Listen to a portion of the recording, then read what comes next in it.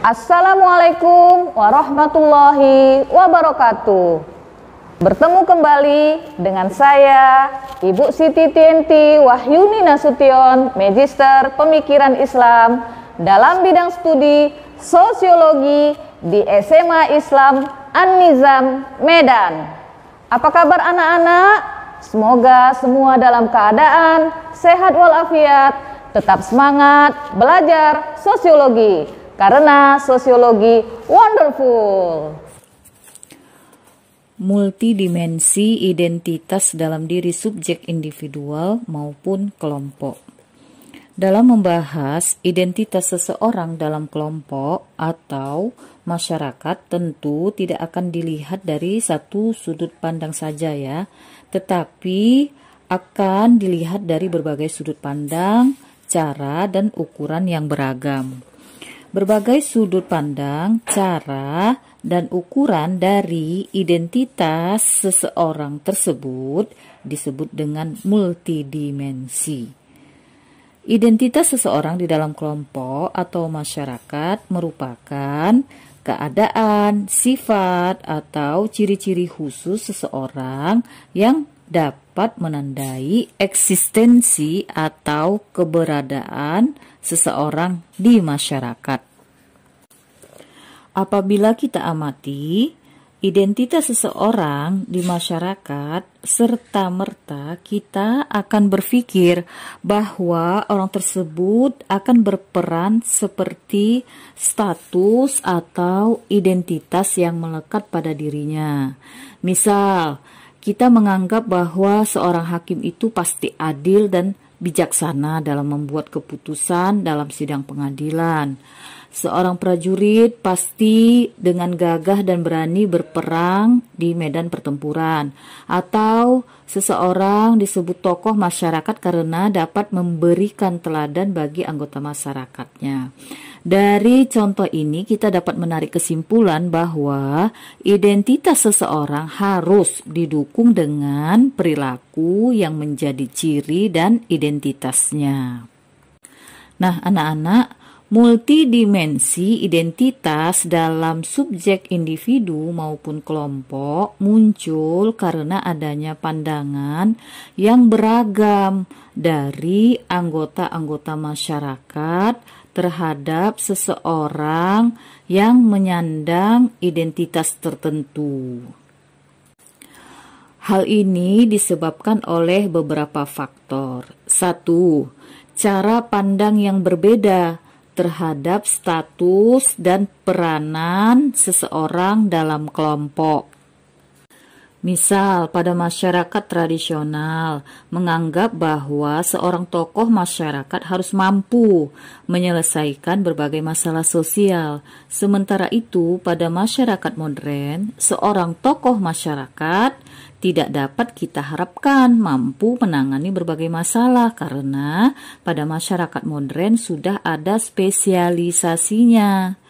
Nah, dengan demikian, biarpun kedudukan atau identitasnya sebagai tokoh masyarakat sama gitu ya, sama-sama sebagai tokoh masyarakat, kita harus tetap juga melihat spesialisasinya sebagai apa.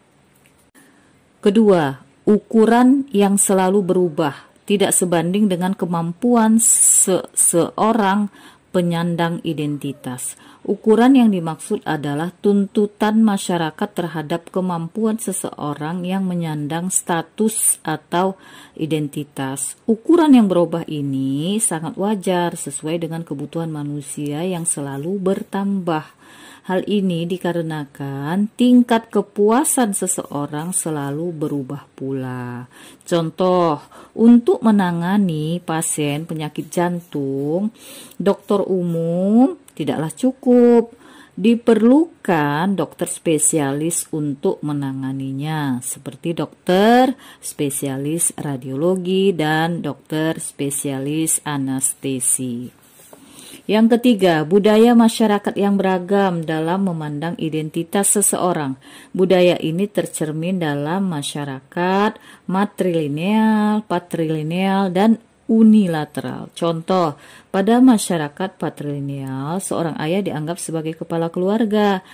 Pada masyarakat matrilineal, seorang ayah dianggap sebagai kepala keluarga karena kedudukan kepada kepala keluarga dipegang oleh seorang ibu. Jadi maksudnya pada masyarakat matrilineal seorang ayah tidak dianggap sebagai kepala keluarga karena kedudukan kepala keluarga dipegang oleh seorang ibu. Sementara pada masyarakat unilateral ayah dan ibu memiliki peran yang penting dalam keluarga.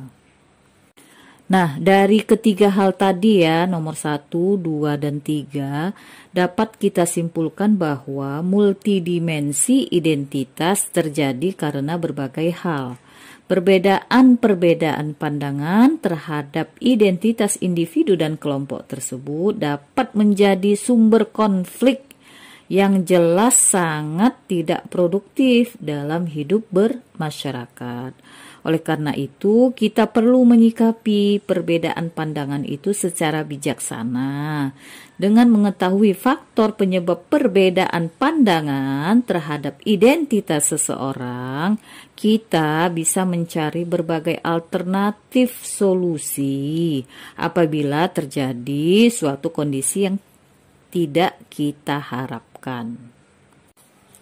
Nah, anak-anak, membahas identitas individu maupun kelompok di dalam masyarakat, pasti kita akan membahas pula tentang status dan peranan yang disandangnya. Ini berarti bahwa setiap individu memiliki berapa status atau kedudukan yang disandang. Misal ya, seorang siswa SMA, ia juga sebagai anak dari kedua orang tuanya, dan ia juga sebagai warga masyarakatnya. Nah, status atau kedudukan seseorang di masyarakat pasti ada kewajiban dan tanggung jawab yang harus dilaksanakannya pula. Status atau kedudukan merupakan posisi secara umum di masyarakat dalam hubungannya dengan orang lain. Di masyarakat sederhana dan masyarakat modern, setiap orang memiliki status masing-masing. Misal, kedudukan seorang sebagai seorang orang tua, tokoh masyarakat, dan sebagainya. Dalam tiap status memiliki peran yang disandangnya. Peran yaitu perilaku yang diharapkan oleh pihak lain terhadap seseorang dalam melaksanakan hak dan kewajiban sesuai dengan status yang disandangnya. Kedudukan dan peran selalu berdampingan dan memiliki peran penting untuk membentuk masyarakat yang harmonis. Apabila setiap orang dalam masyarakat melaksanakan kewajiban dan haknya serta melakukan peranannya sesuai dengan status yang disandangnya, niscaya kehidupan bermasyarakat akan berjalan dengan baik. Berikut kita membahas tentang heterogenitas dalam kehidupan masyarakat. Anak-anak, dalam masyarakat modern, keanekaragaman masyarakat atau heterogenitas merupakan suatu keniscayaan. Hal ini terbentuk karena adanya perbedaan fungsi dan ciri dalam hidup bermasyarakat. Maksud perbedaan fungsi yang dimiliki individu dan kelompok dalam masyarakat yaitu berkaitan dengan kontribusi mereka dalam kehidupan bermasyarakat. Tanpa kontribusi mereka, sistem tidak akan berjalan dengan baik. Apabila kita ibaratkan masyarakat sebagai sebuah sistem, maka peran atau fungsi individu atau kelompok menjadi elemen atau unsur-unsurnya. Nah, ibaratnya sebuah mobil adalah suatu sistem tanpa roda, bahan bakar, kemudi, rem, dan lain sebagainya. Semuanya harus berfungsi dengan baik apabila kita menginginkan mobil tersebut dapat melaju dengan baik pula. Nah, dalam kehidupan bermasyarakat terdapat dua macam heterogenitas ya. Yang pertama heterogenitas berdasarkan profesi atau pekerjaan. Yang kedua heterogenitas berdasarkan jenis kelamin.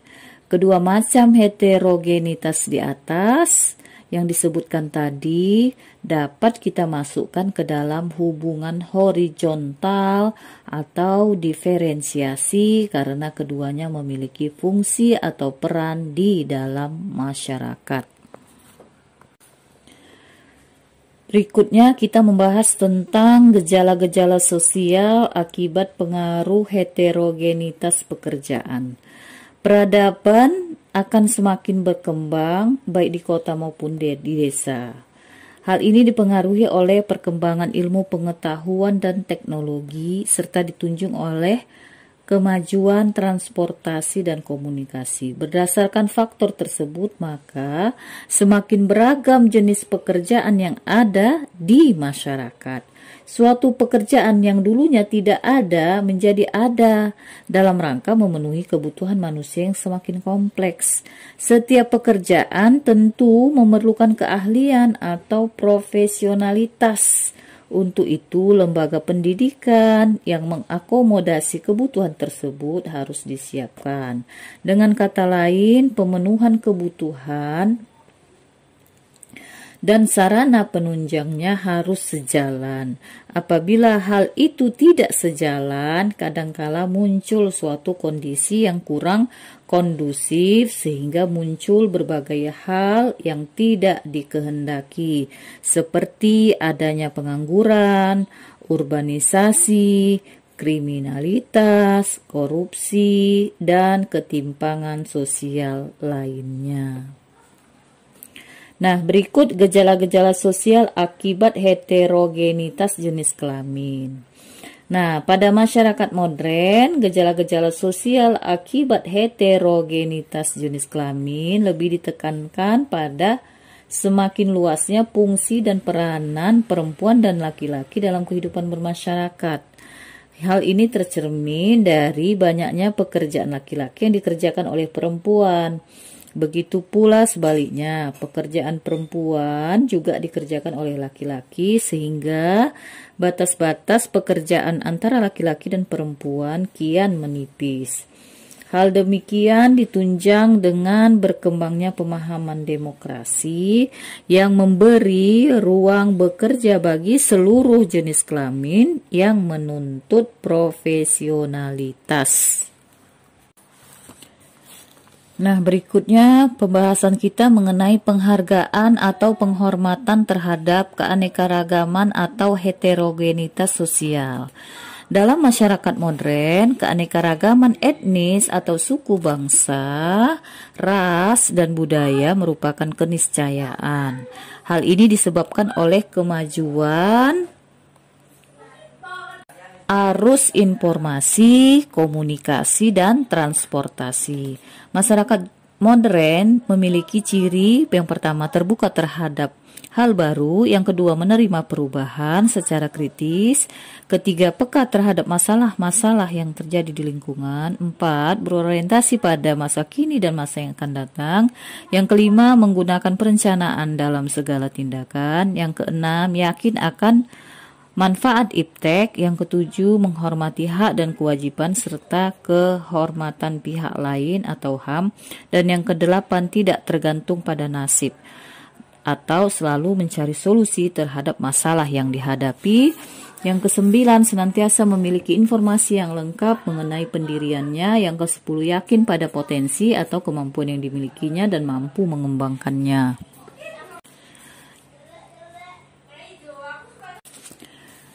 Nah, anak-anak, untuk dapat menghargai atau menghormati keanekaragaman atau heterogenitas sosial, kita harus mempelajari, memahami, dan menerapkan konsep masyarakat multikultural. Masyarakat multikultural itu merupakan bentuk dari masyarakat modern yang anggotanya terdiri atas berbagai golongan, etnis, suku bangsa, ras, agama, dan budaya. Mereka hidup bersama dalam wilayah lokal maupun nasional. Bahkan mereka juga berhubungan dengan masyarakat masyarakat internasional baik secara langsung dan tidak langsung. Dalam masyarakat multikultural, masyarakat dituntut untuk hidup penuh toleransi, saling pengertian antar budaya dan antar bangsa dalam membina suatu dunia baru.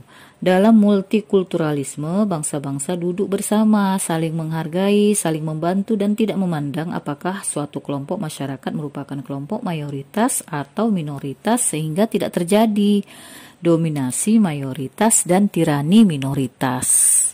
Belajar dari pengalaman yang pernah dihadapi bangsa kita, usaha untuk membentuk masyarakat multikultural menjadi sangat penting. Masyarakat multikultural di sini adalah masyarakat Indonesia yang mengakui adanya beragam keunikan budaya di Indonesia. Masyarakat yang mengakui adanya perbedaan tetapi tidak mengekang kelompok lain. Perbedaan atau pluralitas dianggap sebagai kekuatan yang luar biasa untuk membangun peradaban yang lebih baik. Demikian pembelajaran hari ini. Sampai jumpa di video pembelajaran berikutnya. Jangan lupa like, comment, and share video ini. SMA Islam An-Nizam, unggul, cerdas, islami. Assalamualaikum warahmatullahi wabarakatuh.